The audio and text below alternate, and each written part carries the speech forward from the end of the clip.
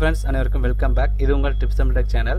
அனைவரையும் அன்போடு வரவேற்கிறது. இன்றைக்கி நம்ம என்ன வீடியோ பார்க்க போகிறோம்னு பார்த்தீங்கன்னா, இந்த கலைஞர் உரிமை தொகை பணம் பார்த்தீங்கன்னா டிபிடி மூலமாக உங்களோட பேங்க்குக்கு வந்துருக்கும். அந்த பேங்க் வந்து எப்படி மாற்றணும்னு பார்த்து தான் இன்றைக்கி பார்க்க போகிறோம். இது பார்த்தீங்கன்னா அடிஷ்னல் என்ன தகவல் பார்த்தீங்கன்னா, இந்த கேஸ் மானியம் அப்படின்லாம் கவர்மெண்ட் எந்த ஒரு ஸ்கீம் அறிவித்தாலும் அது பார்த்தீங்கன்னா டிபிடி மூலமாக தான் கொடுக்கும். அதாவது பார்த்தீங்கன்னா ஆதார் கார்டு டேரெக்டாக ஆதார் கார்டு பேஸ் பண்ணி தான் கொடுப்பாங்க. ஆதார் கார்டு எதில் நம்மளுக்கு வந்து லிங்க் ஆகிருக்கோ, அது சீடிங் ஆகிருக்கோ, அந்த அக்கௌண்ட்டுக்கு தான் பணம் போகும். நீங்கள் 10 அக்கௌண்ட் வச்சுருந்தாலும் சரி, உங்களுக்கு அந்த அக்கௌண்ட்டுக்கு பணம் போகாது. டிபிடி அதாவது டைரக்ட் பெனிஃபிட் ட்ரான்ஸ்ஃபர்னு இருக்கும். அந்த சிஸ்டத்து மூலமாக தான் உங்களுக்கு போகும். சரிங்களா ஃப்ரெண்ட்ஸ்? ஸோ வந்து அந்த டிபிடி வந்து எப்படி நம்ம இன்னொரு பேங்க், இந்த பேங்க்லேருந்து இன்னொரு பேங்க் மாற்றுறது சொல்லி நீங்கள் ஃபுல் டீட்டெயில்ஸ் பார்க்க போகிறோம்.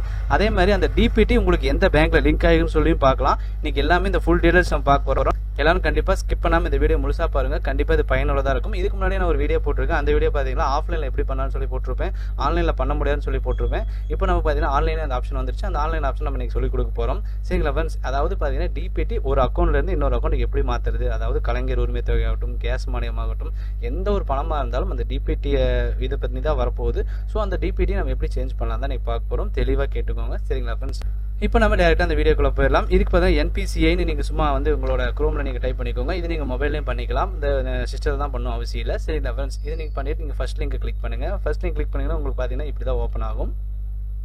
இந்த npca.org.in அப்படிங்கிற இணையதளம் தான். சரிங்களா ஃப்ரெண்ட்ஸ்? கொஞ்சம் லிட்டில் பிட் ஸ்லோவாக தான் இருக்கும். கொஞ்சம் பொறுமையாக யூஸ் பண்ணுங்கள். இந்த npca.org.in அப்படிங்கிற இப்படி தான் இருக்கும். இந்த இடத்துல பார்த்தீங்கன்னா நிறைய ஆப்ஷன் இருக்கும். இந்த இடத்துல கன்சியூமர் ஒரு ஆப்ஷன் இருக்குது, அதை கிளிக் பண்ணிக்கோங்க. இந்த இடத்துல பார்த்தீங்கன்னா நிறைய ஆப்ஷன்ஸ் இருக்குது. இதில் கன்சியூமர் கீழே வந்தீங்கன்னா இங்கே பாரத் ஆதார் சீடிங் எனபிளர்னு இருக்கும். அதாவது BASE அப்படிங்கிற இது பேஸுங்கிற இந்த லிங்கை கிளிக் பண்ணுங்கள்.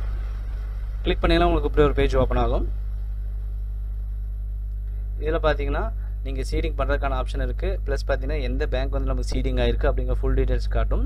இப்போ பார்த்தீங்கன்னா இந்த இடத்துல ரைட் சைடில் பார்த்தீங்கன்னா ஒரு ஏரோ மார்க் மாதிரி இருக்கும். அதை ஓப்பன் பண்ணி பார்த்தீங்கன்னா இந்த மாதிரி 2-3 ஆப்ஷன் காட்டும். இங்கே பார்த்தீங்கன்னா ரெக்வெஸ்ட் ஃபார் ஆதார் சீடிங், அப்படி இல்லைனா check your service status, get mapped status, get Aadhaar mapping ஹிஸ்ட்ரின்னு இருக்கும். இதில் பார்த்தீங்கன்னா எந்த ஒரு அதாவது பார்த்தீங்கன்னா எந்த ஒரு அக்கௌண்ட் வந்து உங்களுக்கு லிங்க் ஆகிருக்குன்னு தெரியலனா இந்த இடத்துல நீங்கள் வந்து கெட் ஆதார் மேப்பட் ஸ்டேட்டஸ் இருக்குல்ல, அதை நீங்கள் கொடுங்க. இப்போ நான் என்னோட ஆதார் போடுறேன் பாருங்கள். இது எல்லாருமே செக் பண்ணி பார்த்துக்கோங்க. ஏன்னா நிறைய பேருக்கு பார்த்தீங்கன்னா எந்த அக்கௌண்ட்டுக்கு பணம் வருதுன்னே கண்டிப்பாக தெரியாமல் இருக்கும். ஸோ அவங்க எல்லாரும் பார்த்தீங்கன்னா செக் பண்ணிக்கோங்க. இதுக்கு ஒன்றுமே பிரச்சனை இல்லை. கையில் ஆதாரும் அது ஆதார் கொடுத்த மொபைல் நம்பர் வச்சுக்கோங்க. இப்போ நான் போட்டு பார்க்குறேன் பாருங்க. அதே மாதிரி கேப்சா கரெக்டாக போட்டுக்கோங்க. Case sensitive. நீங்கள் கேப்சானா கேப்ஸு, ஸ்மால்னா ஸ்மால் கரெக்டாக போடணும். கொடுத்தீங்கன்னா இந்த மாதிரி ஒரு ஓடிபி போகும். ரெஜிஸ்டர் பண்ண மொபைல் நம்பருக்கு ஒரு ஓடிபி போகும். இப்போ நம்மளுக்கு போட்டாச்சு. போட்டதுக்கப்புறம் ஒரு ஓடிபி வந்துருச்சு. ஓடிபி என்டர் பண்ணுறோம். சப்மிட் கொடுக்குறோம். சப்மிட் கொடுத்தோம்னா இந்த மாதிரி நம்மளுக்கு எல்லா இன்ஃபர்மேஷனும் காட்டும். இது பார்த்தீங்கன்னா நமக்கு எப்போ நம்மளுக்கு லிங்க் ஆச்சு, எந்த பேங்க், அந்த மாதிரி எல்லாமே இருக்குது. இங்கே பார்த்தீங்கன்னா சென்ட்ரல் பேங்க்கில் எனக்கு ஆகியிருக்கு. ஸோ வந்து இப்போ நான் வந்து இந்த சென்ட்ரல் பேங்க் வந்து நான் வேறு பேங்க்குக்கு மாற்றலான்னு இருக்கேன். அதுக்கு வந்து பார்த்தீங்கன்னா ரெக்வெஸ்ட் ஃபார் ஆதார் சீடிங் அப்படிங்கிறத நம்ம கொடுக்கணும். இந்த இடத்துல நம்ம திரும்பியும் பார்த்தீங்கன்னா நம்மளோட ஆதார் நம்பரை என்டர் பண்ணணும். அடுத்து பார்த்தீங்கன்னா இந்த இடத்துல செலக்ட் யுவர் பேங்க்னு கேட்கும். எந்த பேங்க்குக்கு வந்து நீங்கள் மாற்றுறீங்க அப்படிங்கிற மாதிரி இருக்கும். சீடிங் நீங்கள் கொடுத்துருங்க. இந்த இடத்துல பார்த்தீங்கன்னா ஆப்ஷன் கேட்குது. ஃபஸ்ட்டு பார்த்தீங்கன்னா ஃப்ரெஷ் சீடிங். இது வரைக்கும் எதுவுமே ஷீடிங் ஆகாமல் இருந்தால் ஃபஸ்ட் ஆப்ஷனு. ரெண்டாவது ஆப்ஷன் என்னன்னு பார்த்தீங்கன்னா ஒரே பேங்க்கில் 2 அக்கௌண்ட் இருக்கும். கனரா பேங்க்லேயே 2 அக்கௌண்ட் இருக்கும். ஆனால் இந்த பேங்க்கில் நம்ம யூஸ் பண்ணுவோம். இந்த அக்கௌண்ட் யூஸ் பண்ணிட்டு இருப்போம். அந்த இன்னொரு அக்கௌண்ட் பார்த்தீங்கன்னா அன்யூஸாக இருக்கும். ஸோ அது சேம் பேங்க்லேருந்து அக்கௌண்ட் மட்டும் மாற்றுறதுக்கு இந்த ஆப்ஷன். சரிங்களா ஃப்ரெண்ட்ஸ்? அடுத்து பார்த்தீங்கன்னா மூணாவது பார்த்தீங்கன்னா ஒரு பேங்க்லேருந்து இன்னொரு பேங்க், அதாவது ஸ்டேட் பேங்க்லேருந்து கனரா பேங்க், அப்படி இல்லைன்னா ஏதோ ஒரு பேங்க், IDFC, அப்படி இல்லைன்னா இந்தியன் பேங்க், அந்த மாதிரி ஒரு பேங்க்லேருந்து இன்னொரு பேங்க் மாற்றுறதுக்கு லாஸ்ட் ஆப்ஷன். ஸோ எல்லாத்துக்கும் பார்த்தீங்கன்னா இந்த ஆப்ஷன் தான் யூஸ் ஆகும். ஸோ தேர்ட் ஆப்ஷன் கிளிக் பண்ணிக்கோங்க. இந்த இடத்துல எந்த பேங்க்குக்கு மாற்றிக்கணும் அந்த பேங்க் நீங்கள் கிளிக் பண்ணிக்கோங்க.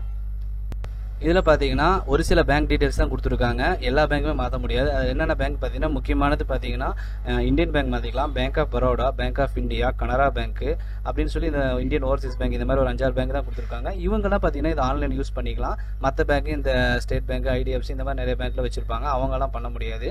சரிங்களா ஃப்ரெண்ட்ஸ்? ஸோ வந்து இதுக்கெல்லாம் யார் யூஸபுளாக இருக்குதோ அவங்களாம் கண்டிப்பாக பண்ணிக்கோங்க. இந்த இடத்துல எந்த பேங்க் மாற்றணுமோ அந்த பேங்க் கிளிக் பண்ணிவிட்டு அதோட அக்கௌண்ட் நம்பர் இங்கேயே என்டர் பண்ணிக்கோங்க. இங்கேயே அந்த அக்கௌண்ட் நம்பர் என்டர் பண்ணிக்கோங்க. கீழே பார்த்தீங்கன்னா செக் பாக் வந்து கிளிக் பண்ணிக்கோங்க. சரிங்களா ஃப்ரெண்ட்ஸ்? ரெஸ்பான்சிபிள்னு கேட்கும். அதை படித்து பார்த்துட்டு ஓகே கொடுத்துட்டு இந்த இடத்துல கேப்சா கொடுத்துட்டு ப்ரொசீட் கொடுத்துருங்க. சரிங்களா ஃப்ரெண்ட்ஸ்? இப்படி தான் வந்து நான் வந்து லிங்க் பண்ணுற ஆப்ஷனு. இதில் ஏதாவது டவுட் இருந்தால் கண்டிப்பாக கமெண்ட் பாக்ஸில் கேளுங்க. நான் எனக்கு தெரிஞ்ச விஷயத்தை கண்டிப்பாக ஷேர் பண்ணுறேன். சரிங்களா ஃப்ரெண்ட்ஸ்? அதே மாதிரி ஃப்ரெஷ் ஷீட்டிங்காக இருந்தால் ஈஸியாக பண்ணிக்கலாம். சரிங்களா ஃப்ரெண்ட்ஸ்? இதில் பண்ணி முடிச்சதுக்கு பார்த்தீங்கன்னா இந்த இடத்துல நம்மளுக்கு அந்த சர்வீஸ் நம்பர் கொடுத்துருவாங்க. அதை வந்து செக் யுவர் சர்வீஸ் ஸ்டேட்டஸ்னு கொடுத்து நீங்கள் செக் பண்ணிக்கலாம். ஆதார் வந்து சீடிங் ஆச்சா இல்லையான்னு சொல்லி. ஸோ இந்த மாதிரி சிம்பிளாக பண்ணிக்கலாம். ஒரு சில பேங்க் மட்டும் தான், ஒரு 5-6 பேங்க் தான் வச்சுருக்காங்க.